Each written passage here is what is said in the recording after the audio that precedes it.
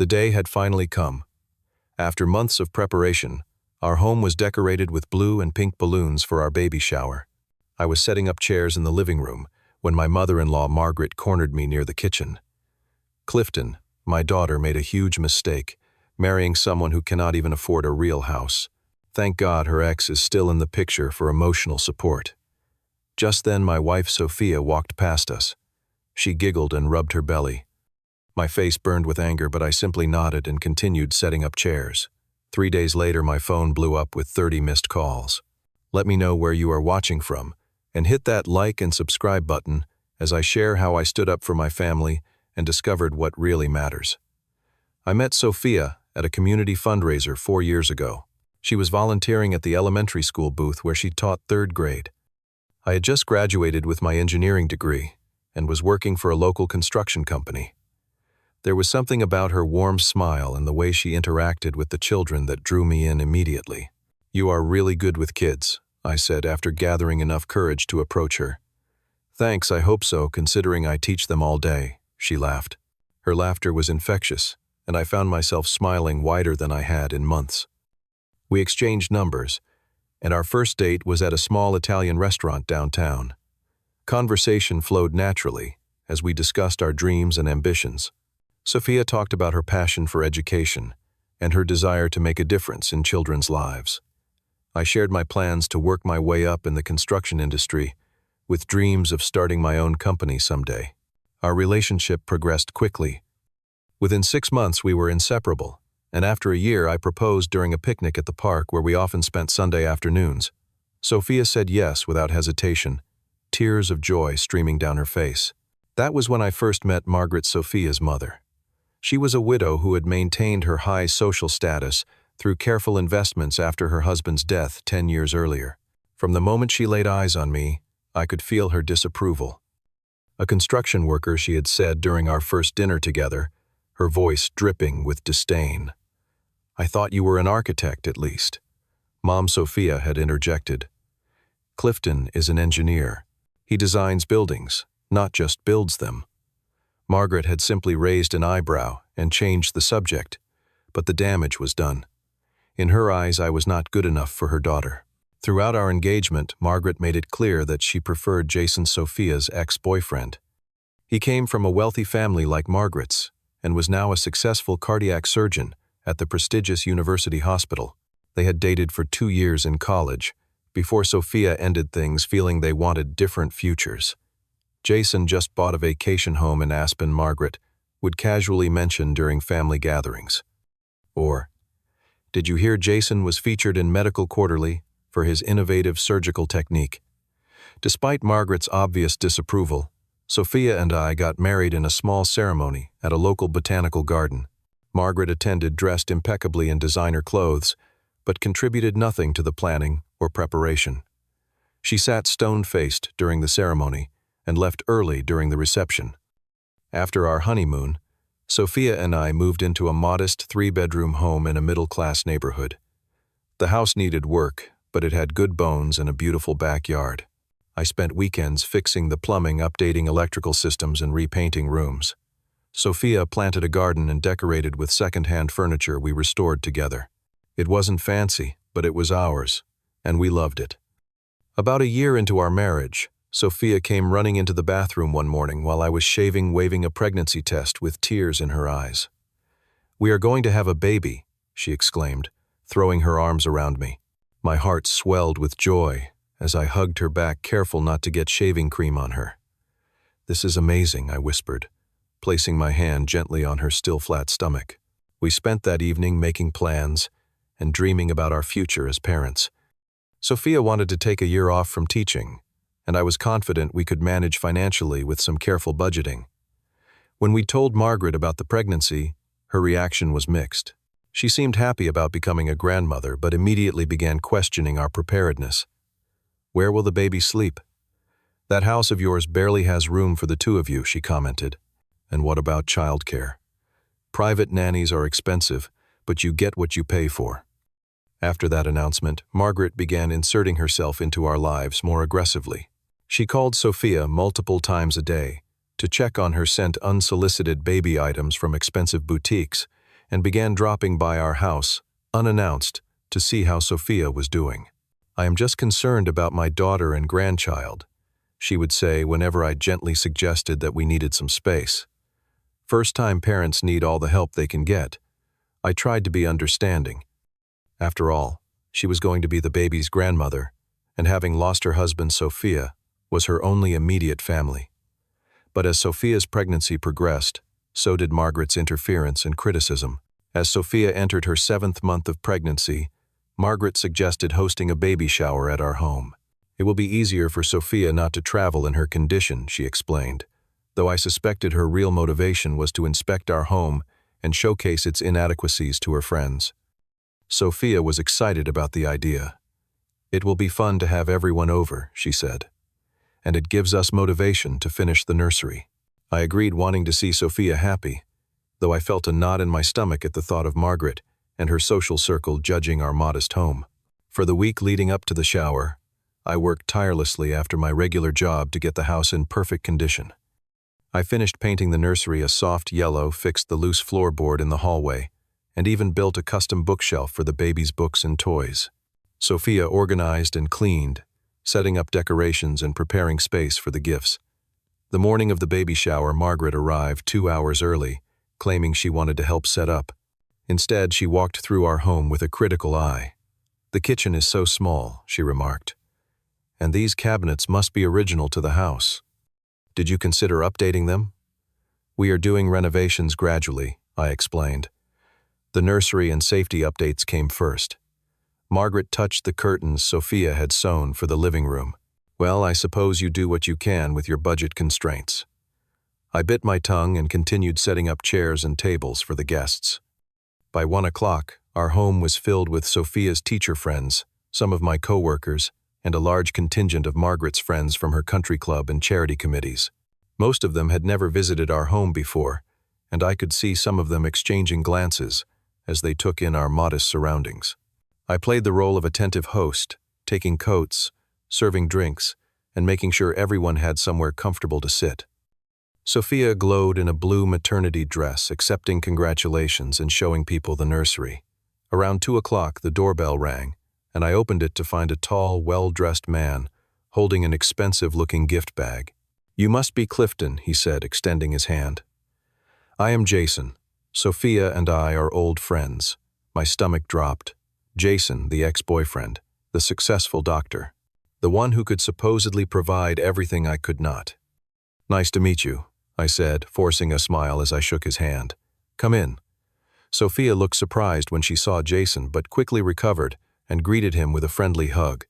"Jason, I did not know you were coming." "Your mother invited me," he explained. "I would not miss celebrating this new chapter in your life." Margaret appeared at Jason's side, beaming. Is not it wonderful that Jason could make it? He took time off from his busy schedule at the hospital just to be here.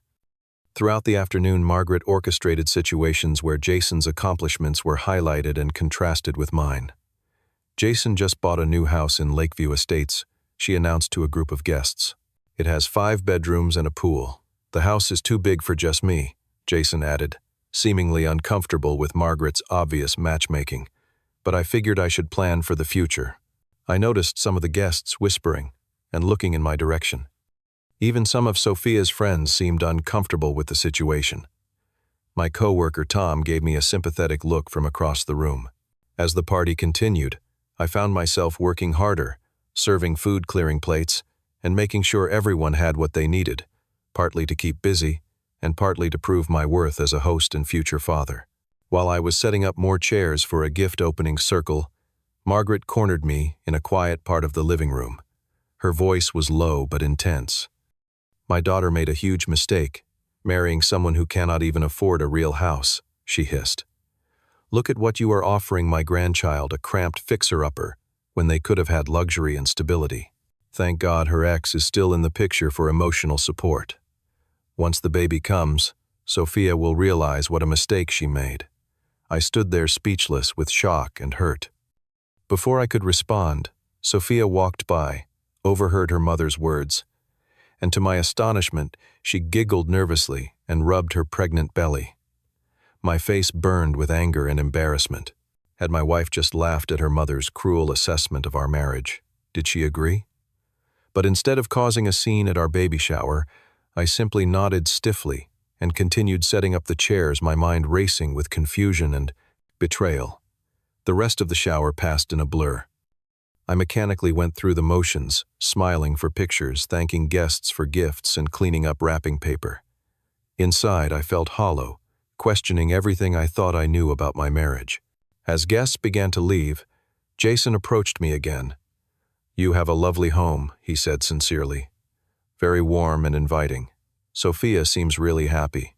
I nodded, unsure how to respond to his apparent kindness, when his very presence had been weaponized against me. After everyone left, including Margaret, who had an important dinner engagement, Sophia kicked off her shoes and collapsed on the couch with a sigh of relief. "That went well, do not, you think?" she asked, seemingly unaware of my inner turmoil. "Sure," I replied, busying myself with cleaning up to avoid looking at her. "Your mother and Jason seemed to enjoy themselves." "Mom was Mom," Sophia said dismissively. "And Jason just came to be nice. We are still friends, you know." I nodded again, not trusting myself to speak, without revealing how deeply hurt I was by what I had overheard and her reaction to it. That night, as Sophia slept peacefully beside me, I stared at the ceiling, replaying Margaret's words and Sophia's giggle over and over in my mind. For the next 3 days, I went through the motions of normal life, while a storm raged inside me. I got up, went to work, came home, helped Sophia with dinner, and talked about baby names as if nothing had changed. But everything had changed. The foundation of trust I thought our marriage was built on had been cracked. Had Sophia settled for me? Was she secretly regretting her choice? These questions haunted me as I tried to make sense of what had happened at the baby shower. On the 3rd day after the shower, I left work early. My boss had noticed my distraction and suggested I take some time to rest. "You are about to be a father," he said. "Take care of yourself and your family." I decided to stop by our favorite bakery to pick up the chocolate croissants Sophia had been craving throughout her pregnancy. Maybe a small gesture of normalcy would help me find the courage to talk to her about what was bothering me. When I pulled into our driveway at 3:30 p.m., I noticed an unfamiliar luxury car parked outside. My heart raced as I recognized it from the baby shower. Jason's car. Instead of going through the front door, I walked around to the back, telling myself there must be a reasonable explanation for why my wife's ex-boyfriend was at our house while I was supposed to be at work. The back door was partially open, and I could hear voices coming from the living room. I stepped inside quietly, not intentionally sneaking, but not announcing myself either. "I still cannot believe you married him." Sophia Jason's voice drifted down the hallway. "Your mother is right. You made a mistake." I know," Sophia replied, her voice tired. "Mom never lets me forget it." My blood turned to ice. I stood frozen in the kitchen, the box of croissants growing heavy in my hands. "You could have had so much more," Jason continued. "With me, you would never have had to worry about money or struggle with this old house." "Clifton works hard," Sophia said, but her defense sounded weak to my ears. "Hard work does not equal success," Jason replied. "Some people just do not have what it takes to provide the life you deserve." I could not bear to hear more. Placing the bakery box silently on the kitchen counter, I turned and walked out the same way I had come in. Neither of them had any idea I had been there. In a daze, I got back in my car and drove to the one place I knew I could find sanctuary, my best friend Andrew's apartment. Andrew and I had been friends since college, and he had been my best man at the wedding. "Whoa, you look like you have seen a ghost," he said when he opened the door to find me standing there. "My marriage is over," I replied, the words catching in my throat. Andrew pulled me inside, poured me a drink, and listened as I poured out everything from Margaret's comments at the baby shower to what I had just overheard between Sophia and Jason. "Are you sure you are not misinterpreting things?" Andrew asked when I finished. "That giggle could have been nervousness, and you did not hear the whole conversation between them today." "What else could it mean?" I asked bitterly. "My wife and her ex are discussing what a mistake she made marrying me while I am at work providing for our family." "You need to talk to Sophia," Andrew insisted. Get the full story before you make any decisions. But I was not ready to face her. The pain was too raw, the betrayal too fresh. I texted her that I needed some space and would be staying at Andrew's for a few days. Then I turned off my phone, unable to deal with her response. When I turned my phone back on the next morning, I had 30 missed calls, dozens of text messages, and multiple voicemails, all from Sophia. The latest text read simply, "Please come home. It is not what you think. We need to talk." I went to work instead, throwing myself into my current project, a commercial building downtown that had been fast-tracked for completion. My boss, noticing my renewed focus, assigned me more responsibility, which I welcomed as a distraction. That afternoon, Margaret showed up at the construction site, her designer clothes and luxury car, looking out of place among the dirt and machinery. "What have you done to my daughter?" she demanded, when I came down from the scaffolding to meet her. "She is devastated, and in her condition, this kind of stress is dangerous." "With all due respect, Margaret," I replied, struggling to keep my voice steady. "This is between Sophia and me. She is carrying my grandchild," Margaret shot back. "That makes it my business. Whatever issue you are having, you need to get over it and stop making her upset. She was better off with Jason. He would never behave so selfishly." Something inside me snapped at her words. For too long, I had let Margaret's criticism and manipulation go unchallenged out of respect for Sophia. But now, with everything laid bare, I saw with perfect clarity how she had been undermining our marriage from the beginning. "Margaret, I love your daughter and our child," I said firmly, "but your constant interference and disrespect has to stop. You invited her ex-boyfriend to our baby shower without telling us. You cornered me in my own home to tell me what a mistake Sophia made marrying me. You have been trying to sabotage our relationship from day one." Margaret's eyes widened, not used to being confronted. "I only want what is best for Sophia," she insisted. "No, you want what you think is best, which is not the same thing. Sophia chose me. She chose our life together. And unless you can respect that, you are the one causing her stress, not me." I walked away, leaving Margaret standing open-mouthed by her car. That evening, after a full week away from home, I decided it was time to face Sophia. Whatever happened, we had a child on the way who deserved parents who had at least tried to work things out. As I drove home, I felt a strange calm settle over me. The past week had been a crucible, burning away my insecurities and leaving behind a stronger, more resolute version of myself. No matter what happened with Sophia, I would not allow anyone, not even her mother, to make me feel inadequate again. When I walked through the front door, I found Sophia sitting on the couch, her eyes red from crying. She looked up when she heard me enter, her face a mixture of relief and apprehension. "You came back," she whispered. "I needed time to think," I said, setting my keys down on the entry table. "And we need to talk."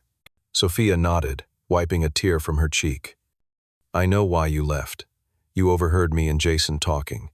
Not just that," I admitted, sitting down across from her. "It started at the baby shower when your mother cornered me.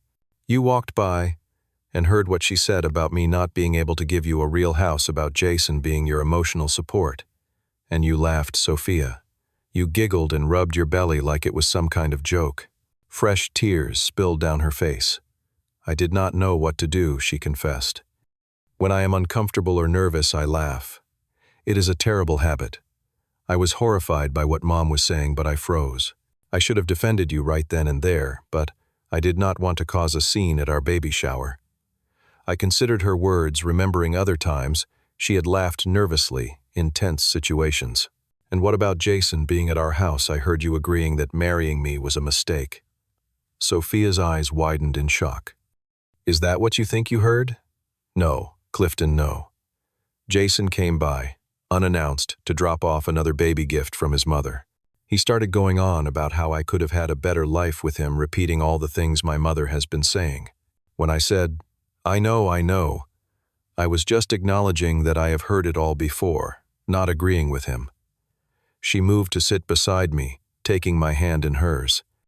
"I actually told him after that part, which you must not have heard, that material things do not matter to me, that I love our home because we are building it together, that I love you because you work with your hands and your heart, not just for money." I wanted to believe her, but doubt still lingered. "Then why did you say your mother was right? that you made a mistake." "I never said that," Sophia insisted, looking confused. "I would never say that because I do not believe it." Realization dawned on me. In my hurt and anger, had I misheard or misinterpreted their conversation? "After you left that day, I told Jason he needed to leave and not come back unless invited by both of us," Sophia continued. "I told him I love you and our life together, and that neither he nor my mother had any right to judge our choices." She squeezed my hand tighter. "I tried calling you so many times because I was worried sick. Then Andrew finally called me back and told me you overheard something and thought I was regretting our marriage. Clifton marrying you is the best decision I have ever made." The sincerity in her eyes broke through my remaining defenses. I pulled her into my arms, feeling the baby bump press against me, a physical reminder of the family we had created together. "I am so sorry. I did not stand up to my mother sooner," Sophia whispered against my chest. "I have let her control too much of my life, out of guilt over my father's death. But that stops now." The next day we drove together to Margaret's sprawling suburban home. Sophia insisted on confronting her mother with me by her side. Margaret seemed surprised to see us together, having clearly expected her visit to my workplace to drive a permanent wedge between us. Mom, Sophia began once we were seated in Margaret's immaculate living room. "We need to set some boundaries." "What are you talking about?" Margaret asked, feigning innocence. "You have been undermining my marriage from the beginning," Sophia said firmly. "The constant comparisons to Jason, the criticism of our home, the surprise invitation to the baby shower, everything. It stops today." Margaret's face hardened. "I only want what is best for you. This man," she gestured dismissively toward me, "cannot provide the life you deserve." "That is where you are wrong," I interjected calmly. "I provide exactly the life Sophia wants, because we choose it together. Our house might not be as big or as fancy as what Jason could offer, but it is our home. We are building it together just like we are building our life together. And I love our home," Sophia added. "I love that Clifton is fixing it up with his own hands. I love that our baby will grow up in a house filled with love and hard work and creativity, not just expensive furniture and status symbols." Margaret looked genuinely shocked. For perhaps the first time, she was seeing her daughter as an independent adult with her own values and choices, not an extension of herself. "If you want to be part of our lives and our baby's life," Sophia continued, her voice gentle but firm, "you need to respect our marriage and our choices. No more criticism, no more manipulations, no more Jason." Margaret's eyes filled with tears, something I had never seen before. "I do not want to lose you," she whispered to Sophia. "You will not lose me, Mom. But our relationship needs to change." On the drive home, Sophia and I talked more openly than we had in months. We recommitted to better communication, to standing united against external pressures, and to building the life we wanted, not the one others expected of us. 2 weeks later, I received unexpected news at work. The commercial building project I had been focused on during our separation had impressed the client so much that they requested me as project manager for their next development. My boss called me into his office to offer me a significant promotion and raise. "Your designs for the energy-efficient systems saved them thousands in projected costs," my boss explained.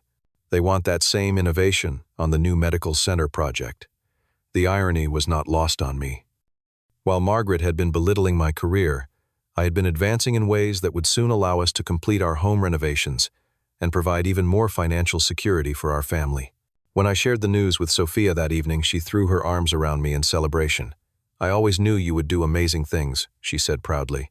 "And not because I needed you to make more money, but because you are talented and dedicated." We decided to use part of my signing bonus to finish the kitchen renovation, the main target of Margaret's criticism.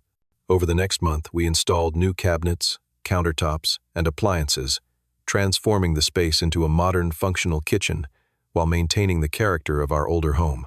6 months later, our son Jackson was born, a healthy 8-pound baby with Sophia's eyes and my dark hair. The delivery was smooth, and as I held our son for the first time, all the past drama seemed insignificant compared to this perfect new life we had created. To our surprise, Margaret arrived at the hospital with a beautiful handmade quilt and a newfound humility. She had been making gradual efforts to respect our boundaries since our confrontation, sending thoughtful texts, instead of critical ones, asking before visiting, and even complimenting the kitchen renovation when she saw it. "He is beautiful," she said, looking at Jackson with genuine adoration. "You two have done well." Over the following weeks, Margaret continued to show a different side of herself. She brought home cooked meals during Sophia's recovery, offered to watch the baby so we could nap, and refrained from making comparisons or criticisms. One evening, as we were hosting a small dinner to introduce Jackson to our closest friends, Margaret pulled me aside. "I owe you an apology, Clifton," she said quietly. "I judged you unfairly and tried to interfere in your marriage. I was wrong." The admission clearly cost her some pride, but her eyes were sincere. "Seeing how you support Sophia, how you have created this lovely home together, how you look at my grandson," she continued, "I understand now what Sophia saw in you from the beginning. It was never about money or status. It was about character." "Thank you, Margaret," I replied, genuinely touched by her words. "That means a lot to me." Our house was now almost completely renovated. The nursery was perfect, the kitchen modern and functional, and the living areas warm and inviting. It still was not a mansion in an exclusive neighborhood, but it was everything we wanted it to be. A true reflection of our values and taste. A week later, we received a wedding invitation in the mail. Jason was getting married to a pediatric surgeon he had met at the hospital.